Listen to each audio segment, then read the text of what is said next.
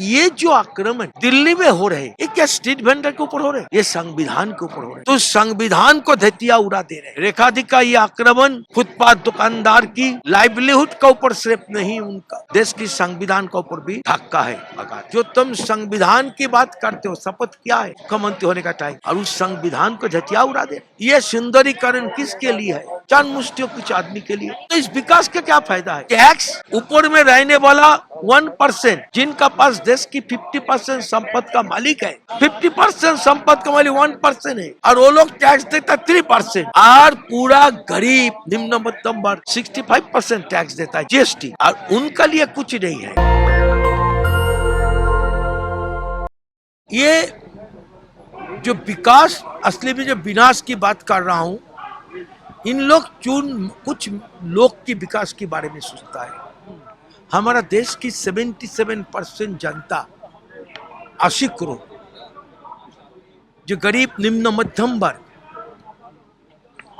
जो 4 करोड़ फुटपाथ दुकानदार परिवार जुड़ने से 20 करोड़, जो 80 करोड़ लोग को सेवा देते हैं, अगर वो जिंदा नहीं रहेगा तो ये 80 करोड़ असंगठित मजदूर की 45 करोड़ उसका अंदर में है, जो जिंदा रहने नहीं सकता है, क्योंकि हॉकर 25 to 100% कम पैसा में सामान देते हैं। मोदी जी तो सर ये लोन भी देते हैं, हॉकर से मीटिंग भी कर रहे हैं, स्टेडियम में मुलाकात करी हॉकर से, वीडियो कॉल पे बातचीत करी, तमाम योजनाएं लेके आए हुए हैं। उसके बाद भी धरातल पे समस्या क्या है? कोर्ट ने बहुत अच्छे अच्छे ऑर्डर्स दिए हुए हैं फेवर में, जो कि हॉकर के, उसके बाद भी प्रशासन की जो एजेंसीज हैं वो काम क्यों नहीं कर रही हैं इम्प्लीमेंट? वो जो है ये दिखाने पड़ेगा, क्योंकि हम 20 करोड़ है वोटर, 20 करोड़ वोटर नहीं, 20 करोड़ परिवार। अगर उसको हम 10 करोड़ पकड़ेंगे वोट है, उसको दिखाना है।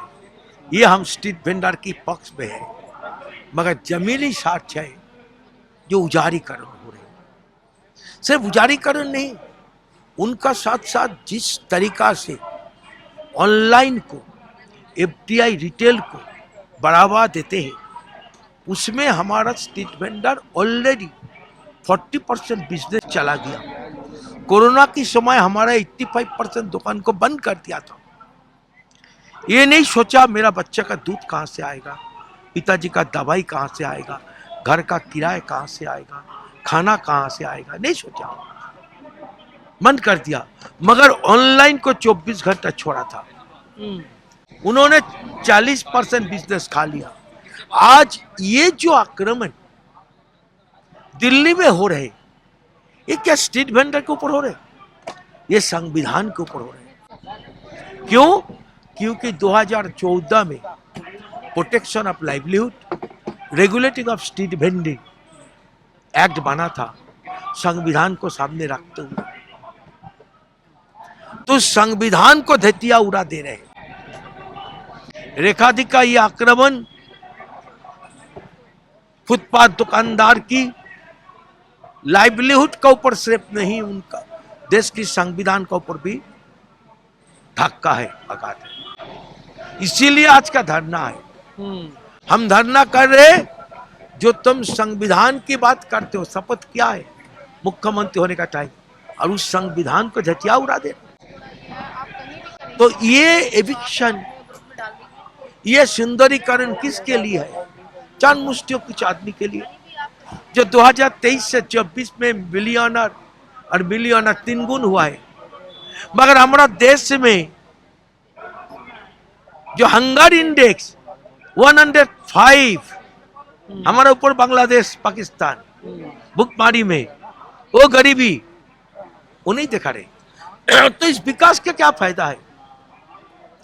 12 लाइन की रास्ता, 8 लाइन की रास्ता, 25 फ्लोर की घर, बिल्डिंग बन रहे, विदेशी गाड़ी आ रही, वो क्या कौन गरीब अचीव करेगा उसको? देखिए आप ताज्जुब बन जाएंगे। 25% कहते हैं गरीबों को भी गरीबी से बाहर लेके आए मोदी जी। वो तो कागज कलम दिखा रहे, वास्तव पे तो नहीं है। यूनाइटेड नेशन की हिसाब है भुखमरी। अगर वही हो तो 80 करोड़ आदमी को बिना पैसा राशन क्यों दे रहे? ये झूठा कागज पे बिना पैसा राशन दे रहे।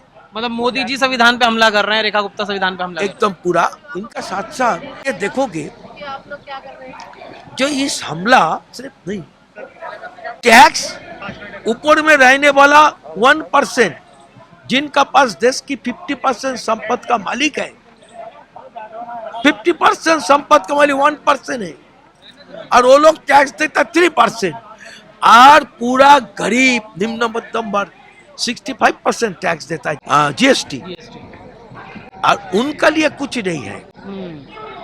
तो इमीडिएटली ये एविक्शन बंद करना है, संविधान को बचाओ, फुटपाथ दुकानदार की कानून बचाओ, सर्वे सही ढंग से सर्वे करो, सबका पास वेंडिंग सर्टिफिकेट दो।